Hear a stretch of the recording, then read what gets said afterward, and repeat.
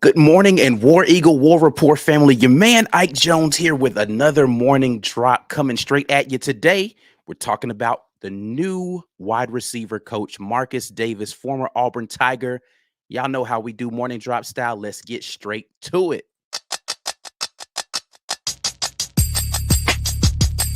You are now listening to the War Report. Drop. Yes, indeed. Morning drop coming straight at you today, Wednesday, December 28th. My man Mike G here. You know how we do morning drop here on the War Report, sponsored by RogueShop.com. You guys get the preliminaries out of the way. Make sure you go ahead and share the video so we can get more people in the Auburn family in here having this conversation. And I know you're going to love what we have to say. So go ahead and hit the thumbs up and like, He knows it. And subscribe to the channel, all that kind of stuff. Don't wait to like figure out whether I know this is typically fine dining restaurants. I know you typically like pay and tip at the end of the meal, and we serve you the finest of selections of Auburn stuff. But we're gonna do it drive-through style, and you pay for it first. Go ahead and hit the like first, and then we'll give you the stuff that we got to get into. Mike G, how you feeling this morning, man? Man, I'm doing good, man. Blessed and ready to be here. We got lots to talk about. Lots of off-season storylines for Auburn football. They're gonna come pouring in here, so we're gonna have lots to talk about. Yeah, absolutely. Today, we're going to focus on Marcus Davis, former Auburn wide receiver, now Auburn wide receiver coach, coming back to the Plains to coach the wide receiver room. Marcus Davis is joining the staff from Georgia Southern, where he was there for a year. Previously, he was on the staff at Hawaii. He's been a GA before in his career, so he's been around the coaching profession for a couple of years now. Was this surprising to you? Was this announcement of Marcus Davis I know no one was expecting that name in particular, but just the hire in general, how did that tickle your fancy when you heard Marcus Davis was going to be announced as the wide receiver coach? It felt like again, Hugh Freeze has taken, I don't know if nostalgic is kind of the right word, but he's taken kind of like a home approach, I think, with the retention of Cadillac. Zach Etheridge, Trevon Reed. Now he's added Marcus Davis, one of the better possession receivers we've seen at Auburn over the last decade. So, he had a good career here. I like the move for him, especially. Like, what a jump, right? What a great jump in his career to go from Georgia Southern to being the wide receiver coach at Auburn University. Yeah. So, he's a homegrown kid. I like it from a recruiting standpoint as well, too, man. Like, recruiting to me is a young man's game. Yeah, for sure. And you have to have the energy to get out there and relate to kids and talk to them on their level. And again, not to bash on the last staff, but part of the criticism of them was their inability to be able to connect with kids, even kids that were already within the program. So I think going out and getting a guy like Marcus Davis at wide receiver kind of fills that gap, Ike, where you've got somebody who instantly should be able to talk to kids where they're at and understand what's important to them and really bring some high-profile talent into the program. Yeah, it definitely, to your point, is a young man's game. He fits the bill for that. What it seems as if the plan here is, and this has kind of been how Hugh Freeze has been as a head coach, is you're going to get more seasoned coordinators and then young position group guys to go in there, and because those are the guys that are going to be, to your point, relating and talking to the kids in that room most often. It's not going to be your offensive coordinator that's going to be talking to the wide receiver room. It's not going to be your offensive coordinator that's going to be in there with the offensive line. It's going to be that position group coach, and they need to be someone that they can come to. This is something that you and I have talked about frequently, as there were complaints in the previous staff about just communication gaps and not feeling as if they knew what was going on, or, getting lost in the shuffle.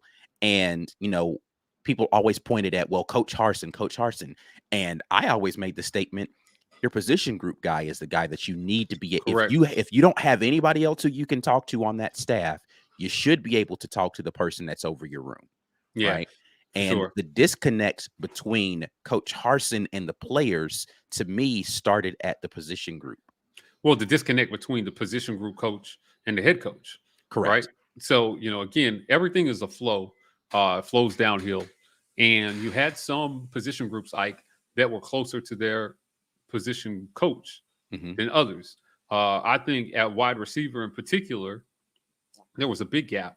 Now I feel comfortable saying it now, but Eric Kiesau was not very liked. Right. He was not very liked within the locker room. A lot of players had trouble communicating with him. Parents had trouble communicating with him. It was while he was coaching the wide receivers, there was a communication gap there. And once that gap exists, it makes everything harder. Communicating game plans is harder. Like understanding roles is harder. Like everything is harder when you cannot communicate with the kids that you're coaching. So now I know that Kiesau wasn't high on their list for offensive coordinator, but it expounded that once he took that role. So that gap that they had at wide receiver now, it's not just at wide receiver. You're the offensive coordinator. Right. All right. And you've got communication issues. So bringing Marcus Davis in, I really think helps heal that wound. Right. Because what did we hear? He's from the north. I'm from the south. 2 fingers, I'm out. Right. Like it was that kind of attitude. And I really think that I like this. I like this move. Now, there's another angle to this, and that the guy that they let go at wide receiver coach, I thought would have done a really good job as well too. Yeah. He seemed to be connecting with the players. The players liked him. He was very likable, and he wasn't given an opportunity to interview to keep the job. So this hire is a little surprising from that aspect. Right. That you let go of NFL experience, and then you're going with a younger guy who, again, I like it, but a lot less experience. And if I get a chance to ask Coach Freeze about that move, I certainly will ask him. I think it's fair game. Yeah. You let go of a guy who was liked and, for all intents and purposes, did a good job given the circumstances he had to coach under. And, yeah, I think it's an interesting move for sure. And then went this route, and then you went the young, untested, inexperienced route. So yeah, we'll see how it plays out. Yeah, I mean, so here's the thing that I will say about that. I think that to me pointed to, and I think I saw Haley say this in the comments, Marcus Davis was not his first choice. No. You don't let go of Ike Hilliard as quickly as you let go of Ike Hilliard. So I'm juxtaposing, or I'm comparing what happened with Christian Robinson versus what happened with Ike Hilliard, right? Christian Robinson was let go. We had a new linebacker coach within a week. Ike Hilliard was let go. It was 3 weeks. I don't even know how many weeks it was since Hugh Freeze was hired. Ike Hilliard was let go that we now have Marcus Davis. It's clear to me that wasn't the first guy that you had in mind. Right. And, and that's not to crap on Marcus Davis as a wide receiver coach. I actually don't know much about him as a coach. Right. I can't. 2 years isn't enough of a place for me to be able to evaluate how well he coaches a room, or even how well he recruits to the room. Right. Well, we can find ways to like this in theory. Right. I think that's where we're at. But there, to your point, there's not a lot of tangible evidence, I think, that says this is a slam dunk hire. We'll just see how it plays out. There's a lot of things to like about it, and I think that's fair. So you can be very positive about the hire, and then just wait and see how it goes, man. Give him a chance to do the job. He's hired. He's hired. So I haven't seen a lot of negativity on social media about this hire. It's mostly been positive, certainly, but it's going to be interesting to see how it plays out, because you got a guy who is pretty young, and he's going to be coming in with some guys who are young, and how do they take to them? Has his leadership style evolved to a point where he can be a young leader, in that locker room, right? And they respect him. Those are things that Hugh Freeze is going to have to nurture and cultivate in all of his coaches, right? Especially if you're going to hire young, you got to teach them how to be leaders, right? Is he already that leader? He may already be. To your point, we just don't know yet. Correct. And that's the thing, we don't know. So I don't know that there's a way that you can be down on this hire, but I think the only way that you're excited about this hire is optimism. That's really all you have with this, because it's not as if there's some track records you can go and say, oh man, look what he put this guy in done. The league, and there's and so to that point, the question I would have is, other than his ability to sell Auburn, how excited are recruits to be recruited by Marcus Davis, right? Like when you're walking into a living room as a young man, who isn't an Auburn football fan, who has no idea who Marcus Davis is, you can sell Auburn, but you can't sell what you've done. You can't sell, I have this track record of, look at this guy that I put in the league. Or, and again, this sounds like I'm crapping on Marcus Davis, and I know people are going to say you're being negative. He can't even sell, I did this in the league. Right. Well, nobody can until you can. Right. Right. So correct. What's just what I'm saying? Like you don't have that right now to call on. So you've got a lot of optimism. And this is where I want to go with this point, is that we talked about with the last staff, or we heard from Coach Harsin, and more so from people around him, that the two things that he really wanted to be able to do is develop young talent as far as football players, and develop coaches. Correct. So this is going to be an opportunity for Hugh Freeze to prove he can help develop coaches around him and put a staff together that may not be proven, but under his tutelage, they can become dynamic. Now, Marcus Davis is a guy who has been on the ascent in the coaching ranks, but it seems like this is a really big jump, and a lot of it has to do with the fact that he has ties to Auburn University, I think, that allowed him to be in this position. Yeah, bringing in homegrown guys is not a bad strategy, if they're capable, I think, and particularly at a place like Auburn, where, that matters to us here. Having our guys, having our people, having people who understand the culture, believe in the creed, understand what the Auburn family is, and can sell that to recruits. Because listen, let me tell you, like, a lot of people think we're very cultish as a fan base. But the truth is, the family mantra is something that's real. It's real at Auburn. And Bama fans can make fun of it, all they want. But I'll tell you what, man, when you're walking through the airport and you got that Auburn shirt on, you feel it. You do. And particularly for somebody like me, who's been living on the West Coast most of my adult working career, seeing that other person with that Auburn shirt on, gives you pause. And that person stops and says, War Eagle. And we both know what that means to us. Right.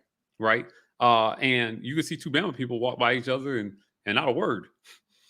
Right. It's just like, the shirt doesn't one mean of them anything. just picked up a shirt at Walmart, and the other one might have actually gone to Exactly. school there, so. My version of that would be Arizona State. When I was living in Phoenix, Arizona State, Arizona, like, bear down meant more than whatever the Sun Devils were. Yeah. Right. Because, there was not a ton of pride in being a Sun Devil. It just, there, and we're there. So I just feel like there's always a ton of pride in being an Auburn Tiger. So bringing an Auburn Tiger home to coach is always going to mean something to the community. He's just got to, we just hope that he does a good job, right? And that he continues to develop as a coach, as a person, and that he can help these young men in their development as well. Yeah, absolutely. All right. Well, we appreciate you guys jumping in here for the morning drop. Again, sponsored by RogueShop.com. Head over to Rogue Shop using code Rapport, and make sure that you tell them the War Rapport sent you by doing that, man. We need you guys to continue to support the people who support us. The Rogue Shop is America's #1 online dispensary for health and wellness shopping. So, edibles are formulated from cannabis, vitamins, and plant material. So you get a wide range of things that you can utilize for your health and wellness from the Rogue Shop. Make sure you check them out. Get your spelling up, ROGUE shop. Don't go if they're spelling Rouge shop. It's RogueShop.com. And again, using code Rapport. If you're trying to comment on this video right now, we appreciate you coming in, but you have to be a member in order to comment on the morning drop, because we want it to be family business. So we appreciate everybody who's continued to support the War Report in that way. Right now, we're going to get over into the comments section and hear from you all. How are you all feeling about the Marcus Davis hire? Was this a home run hire for Coach Hugh Freeze? All of those things. Let's jump to the comments and see what you guys are talking about. Corey Weber, our guy, jumps in and says, I will always love Marcus Davis for that 3rd and 9 catch against Texas A&M. Definitely some nostalgia in the Marcus Davis lore as far as the fan base is concerned. Me too, Corey. Me too. Mike Carlisle says, in 2019, Davis helped oversee player personnel and development for Auburn. He can relate to young guys and recruit South Florida. I think the recruiting of South Florida is going to be a big thing, because a lot of wide receiver talent and young talent comes from that area. So it's definitely a plus for him. Agreed. Right. So being able to get into South Florida and get talent where there's a wealth of talent is certainly very it's certainly very valuable. Now, this thing about helping oversee player personnel and development for AU, again, for a guy who's inexperienced, this is a pretty big feather in his cap, having been part of this process. So I like this. This is a good point here, Michael Carlisle. he's got, it's not no experience he's bringing in there. So I don't want anybody to hear us saying that. Like, but that what he has, he'll have to draw on and build on to become the coach he's ultimately going to want to be. Yeah, and this is an important thing as well because there was rumors out of South Florida that he was going to be hired for the South Florida job at wide Correct. receiver coach, and we essentially poached him away before he stepped foot on campus down there. So it wasn't as if Auburn was the only person looking at to hire him or move him from the Georgia Southern job. But it is interesting to see him move into this position because it seems like a jump, right? It's a jump from Georgia Southern to Auburn University. So it is. Corey Weber jumps back in. Love the setup of the staff, experienced coordinators, and young recruiters. We talked about this a little bit earlier. Definitely seems to be the plan is to pair the youth with experience. Yeah, a good mix, right? Of guys who are experienced and then young guys. Like I said, again, recruiting is a young man's game that can get out there with the energy and the vigor that it takes on the recruiting trail. The long trips, the plane flights, the car rides, the things that, as you get older, I think this is why there is a natural aversion to some of these other guys to coach at the college level because they don't want to do any of that. Right. Right. And it's clear that Coach Hugh Freeze is committed to we're going to hit the road.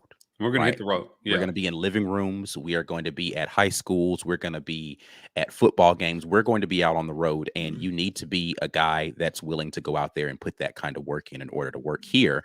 And it's a lot of work to do at this level because your recruiting footprint is so much larger. And the necessity to find those diamonds in the rough is going to be so much higher. And then the work to outdo other coaches who are competing for the top level athletes is going to be way different. Correct. Yeah. Listen, these guys are going to be in your living rooms. They're going to be at your graduations. When you roll over in bed at night, Zach Etheridge might be there saying, "Hey, boo boo, you good?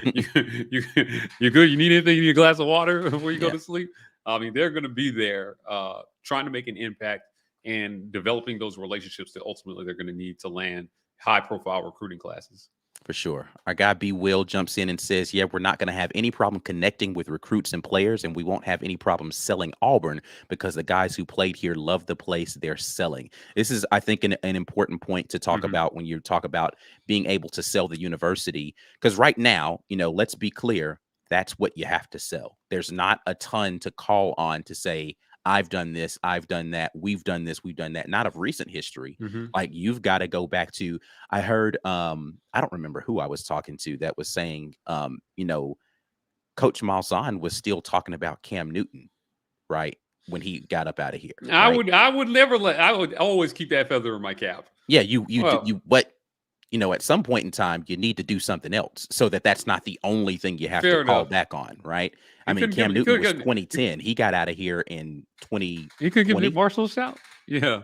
Yeah, but I'm saying Nick Marshall didn't have any NFL success. That's fair. That's fair. So, and I mean, if you got to go all the way back to 2010 and it's 2020, you need to put you need to shorten that gap between the last time you had a marquee player on your team to talk about. Right? Well, it's college football, so you're only as good as the last good thing you did. Correct. Right. And so for him, again, that gap just kept growing and it kept growing and growing until, maybe he puts a little bit of Jarrett Stidham in there. But I mean, what did Jarrett Stidham do in the league? Nothing. I mean, he made a roster and the NFL execs acknowledged that he was better than they thought he would be coming in. Yeah, but they did that despite his tutelage at Auburn. So for sure, in spite of. So again, you got to shorten the distance between the last time you had a marquee player. Now, the defensive side, they got a lot of stuff they can tout, but offensively, there just weren't a lot of marquee players. And so you got to have guys who can sell the university so that we can now begin to change that narrative. Hope Tank Bixby becomes that next guy. We've got a little bit something right now. Before we move on to the next point, I just want to address the second part of B's comment. Oh, my bad.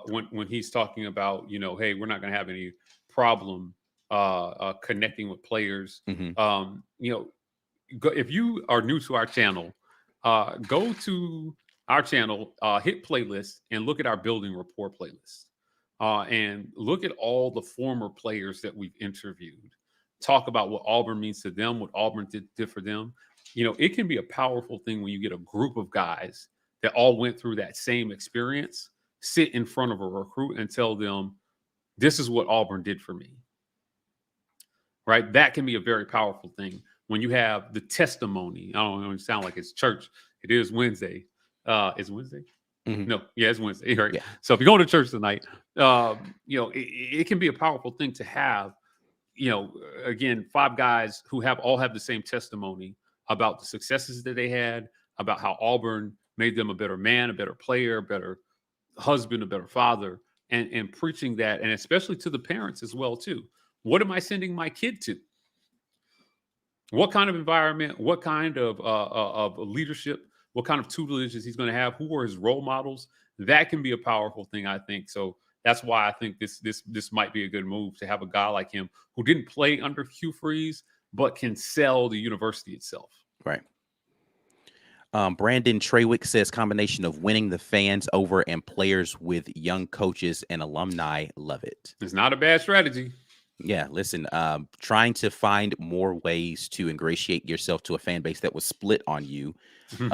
This is a good way to be able to help do that. Like if you were not a big fan of Hugh Freeze, great, be a fan of Cadillac, be a fan of Zach Etheridge, be a fan of Marcus Davis. That's fine. But support Auburn University in those ways. Maybe that'll be helpful. For sure. 22 Busy says, was Hilliard recruiting? Who did he recruit? I would have to say I don't know who his top recruits are, but a lot of the guys from Hopkins to Sorey, who we did eventually sign. I forgot what the other kid's name was that we had, and then left the recruiting class that we had. He was from Alabama. I can't remember, from the state of Alabama. I can't remember his name. Anyway, Carmelo English. Those guys were guys that Ike Hilliard had. Then from the transfer portal, a lot of the guys who came over from the transfer portal, including Coy Moore, were guys who were high on Ike Hilliard. The room itself was super high on him. The guys who are currently wide receivers for Auburn University loved Ike Hilliard and what he brought to that room. And so I don't know that he was the most dynamic recruiter, but his name alone kind of held weight and allowed people to say, oh, that's the guy that's going to be coaching me. I'm excited about that. So let's make no mistake, Ike Hilliard is a loss to this team. And there are some shoes to fill for Marcus Davis, especially just earning the respect from the players that are currently in the room. Yeah, we only had Hilliard a year. So, like, even if he was recruiting, like, you wouldn't see a lot of results. He's gone, right? So we won't know what the end of that story would have been. Yeah. Mike Carlisle jumps back in. I love the Marcus Davis hire, but I don't see him as an upgrade over Ike. That's where I'm at. Yeah, that's where I'm at. Like I think you can be both positive and reserved. Right. Just waiting to see. We have to wait and see at this point in time. I don't know. I mean, there's not a ton of home run hires that you're going to have out there. I think there were some names that were floating out there that had people excited. But that's because they've put in more work. But listen, Marcus Davis might be amazing. He might come out here and shock the world and be like the most amazing wide receiver coach that we've seen. When is the last time we had a quality wide receiver? Here's the thing. There's not a ton of guys that you can name at wide receiver coach for Auburn University that you're going to say, wow, because we don't throw the ball enough. Right. Like, and I know this is just going to be like a sideways shot at Bo, and forgive me initially. A lot of people talking about all the numbers that Bo put up and how much he was in the record books. It's like, we didn't throw the ball before Bo got here. So him breaking a bunch of throwing records at a school who never throws the ball, it's really not that impressive. It's not the same thing. Right. Like, and so kudos to him. And this is not saying Bo Nix is not going to be a great player in the future. I think he's doing a great job, but it's not the same thing. So Marcus Davis having success is where I'm pivoting to as a wide receiver coach. It's going to be a new thing. We haven't thrown the ball. We haven't had a bunch of high profile wide receiver recruits to call on to say, oh man, look at this guy who went to the league. We had a run there of a little bit, but those guys didn't catch the ball when they were at Auburn. Right. Like when you talk about Courtney Taylor and Ben Obamanu and those guys that were in that era, they went on and had successful NFL careers, but it wasn't based on Auburn tape. Yeah, I mean, the NFL scouts saw the potential in them from an athletic standpoint, but there was nothing they put on tape that said, oh, this guy is going to be a 60. Well, not nothing. But not nothing, but I mean, little. They caught a lot of the balls that were thrown at them, like Courtney Taylor. Very few. Yeah, but they made the most out of few opportunities for sure. Which is what got them their opportunity, because they looked at him and said, hey, this guy didn't have a bunch of balls thrown at him, but the ones that were caught and you add that to their athletic prowess, and that's how you land there. So Yeah. changing that narrative under Hugh Freeze, I think is going to be something that's important.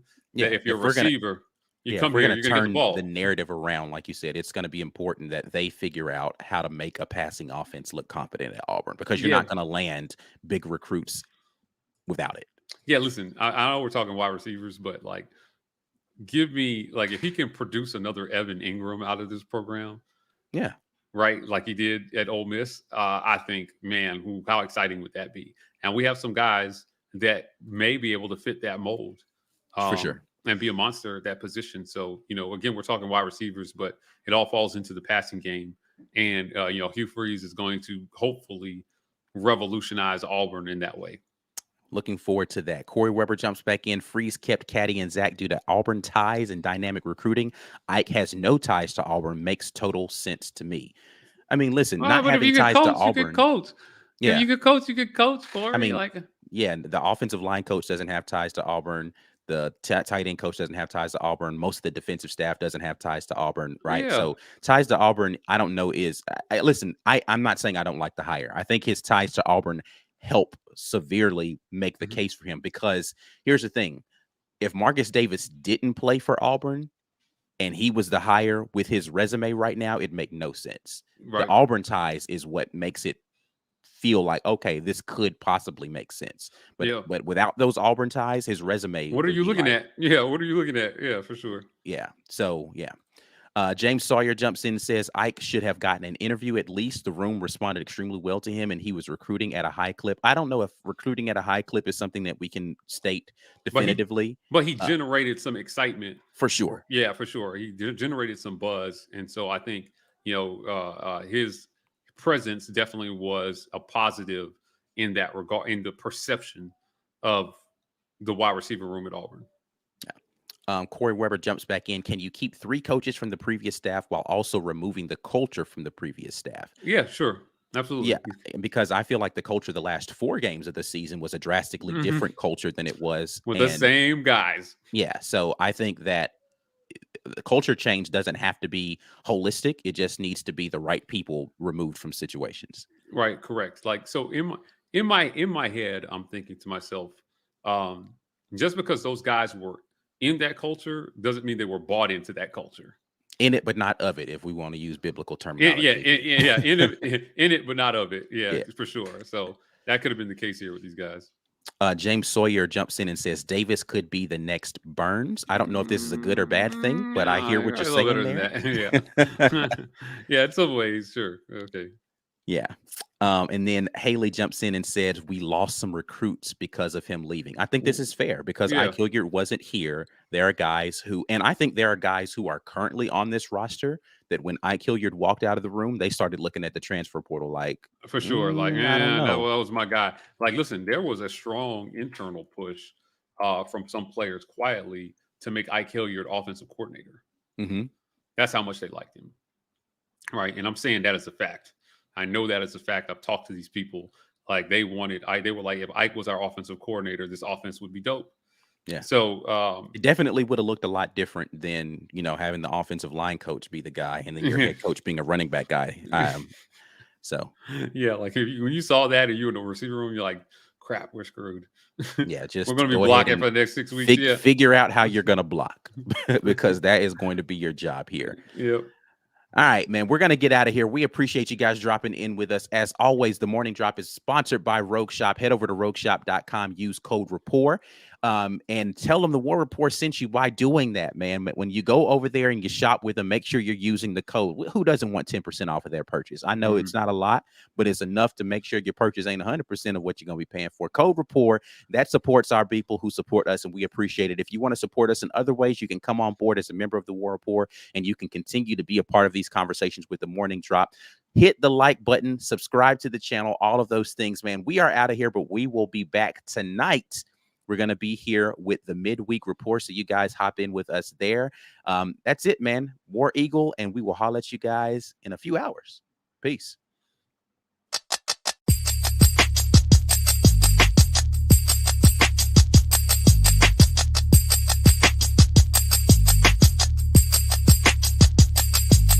Drop!